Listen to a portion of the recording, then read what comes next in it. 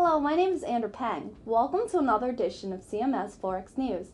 Today's Wednesday, September 3rd, 2008. In Australia, services activity contracted for the fifth straight month in August, and activity fell lower by 3.5 points to 39.3. The decline was underpinned by significant falls in sales and new orders, while employment continued to decrease, although at a slower pace. GDP growth slowed to a seasonally adjusted 0.3% in the June quarter, after an upwardly revised 0.7% in the first. On an annual basis, growth fell to 2.7% from 3.6% in the first quarter. Both headline figures were below expectations.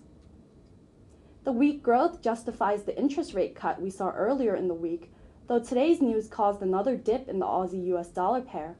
The pair hit a new low near 0.8230 overnight, but managed to recover to test 0.84 at the New York Open.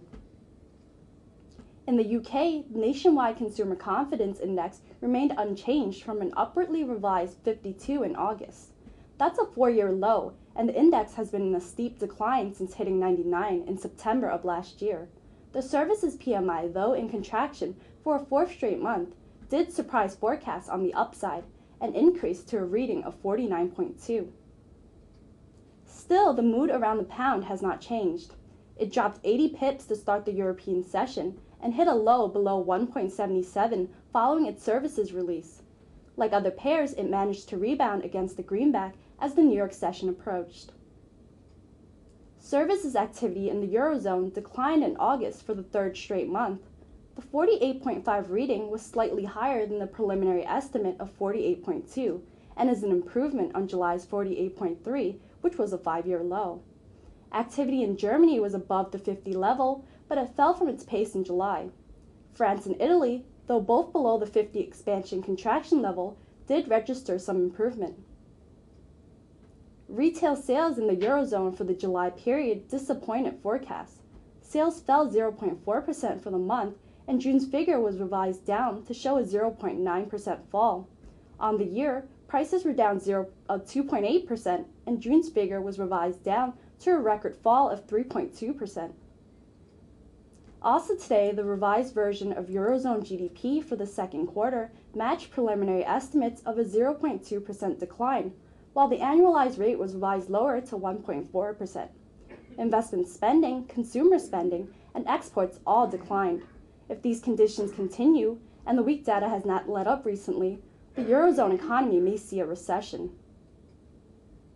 In the U.S., factory orders climbed more than expected in July, increasing 1.3%. The June figure was revised up as well to show a 2.1% increase. The euro-dollar pair resembled the pound-dollar pair. There was a slide during the European session, with the pair hitting a 7-month low of 1.44 before rebounding to test yesterday's low near 1.45. Traders are factoring in a more dovish ECB tomorrow as the Eurozone economy continues to stagnate. The dollar-yen pair slid today, pairing its gains from yesterday's session and hitting a low near 108.10. U.S. stocks extended losses into a third day despite upbeat factory orders report, as investors sold energy stocks amid a fall in commodity prices.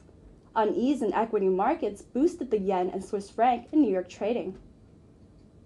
The Bank of Canada held its overnight rates at 3% and said that the financial conditions remain significantly better in Canada compared to other major economies. The bank said rates were appropriately accommodative, which may imply it has no plans to lower rates. The dollar-Canadian dollar pair fell 180 pips from its intra-session high near 1.0775 to trade near 1.06 1 hour after the release. The Greenback had been steadily gaining on the Loonie the last 4 sessions, climbing from 1.0450 to 1.0775 prior to today's fall. Tonight, Australia releases its trade balance, and overnight Germany posts its factory orders. Early tomorrow morning, the Bank of England and the ECB will give their decision on interest rates, with both expected to hold rates steady. Therefore, traders will focus on the announcements that accompany these decisions. Tomorrow morning, the U.S. will post its ADP employment change, jobless claims, and labor productivity and costs. Also on the U.S. docket is the ISM non-manufacturing index. And that wraps it up for the day in Forex news. Tune in tomorrow right here at cmsfx.com.